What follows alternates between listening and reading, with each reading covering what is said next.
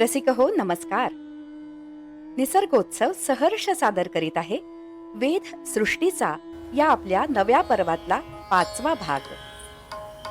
काजवा. तारकादळे आली, आकाश उतरून खाली, तिमिराच्या हातावरती हलकेच देऊनी टाळी.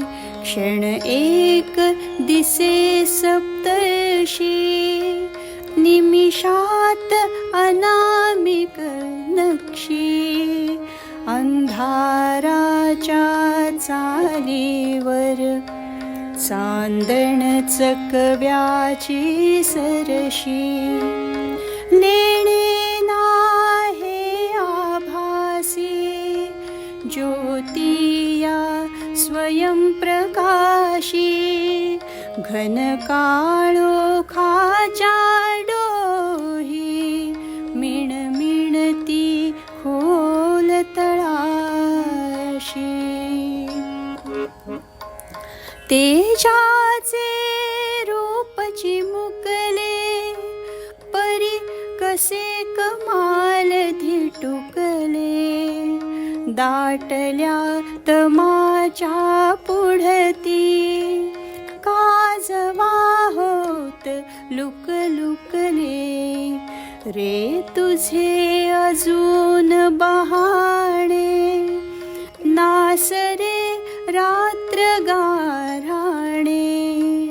एकदा काजव्याचे तू, सांजेस तिन्ही गागाणे.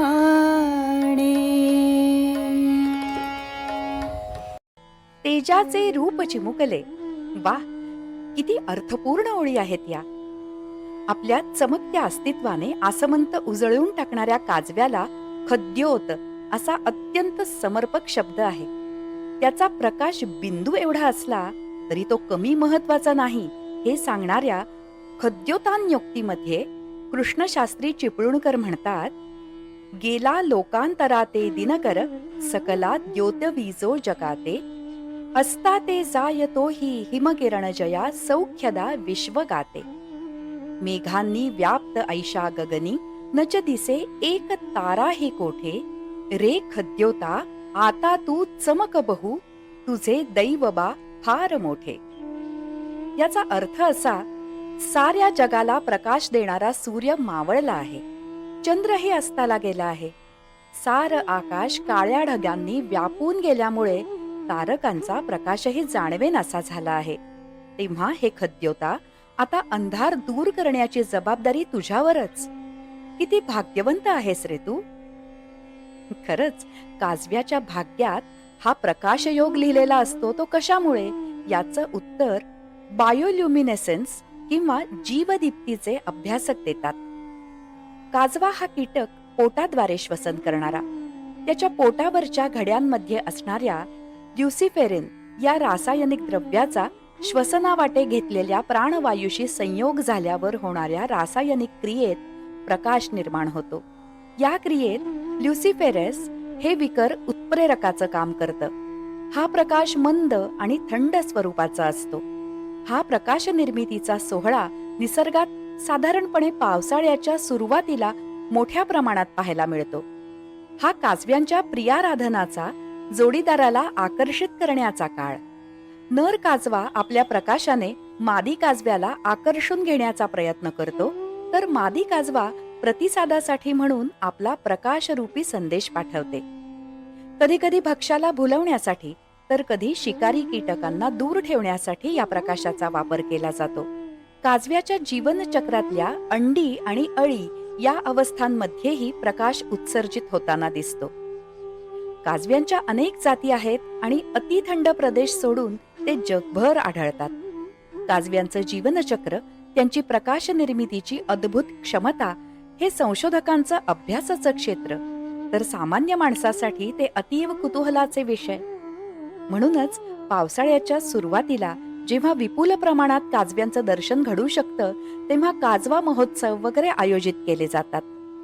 निसर्गातले इतर सजीव ही आपल्यासारखीच या सृष्टीची लेकरं आहेत. संधी मिळाल्यास त्यांच्यातल्या अनोख्या गुणांचं निरीक्षण करणं हे त्यांच्याशी जोडली जाण्याची पहिली पायरी आहे, हे नक्की.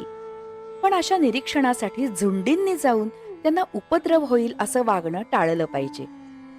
कासव्याचं स्वयंप्रकाशी असणं हा कुतूहलाचा विषय खराच, पण त्याचबरोबर त्याच्या त्या चिमुकल्या प्रकाशातही प्रतिकात्मकता दडलेली आहे. सूर्य उगवेपर्यंत आपल्या परीने अंधार दूर करण्याची कामगिरी पार पाडणाऱ्या त्या एवढ्याशा जीवाचा गौरव करणाऱ्या, आपल्या आजूबाजूच्या जगात सकारात्मक बदल घडवण्यासाठी आपला अगदी लहानसा सहभागही किती मोलाचा असू शकतो हे सुचवणाऱ्या उबंटू या चित्रपटात समीर सामंत यांनी लिहिलेल्या एका सुंदर प्रार्थनेच्या ओळी आठवतात. भोवताली दाटला अंधार दुःखाचा जरी, सूर्य सत्याचा उद्या उगवेल आहे खातरी. तोवरी देई आम्हाला काजव्याचे जागणे, माणसाने माणसाशी माणसा समवागणे.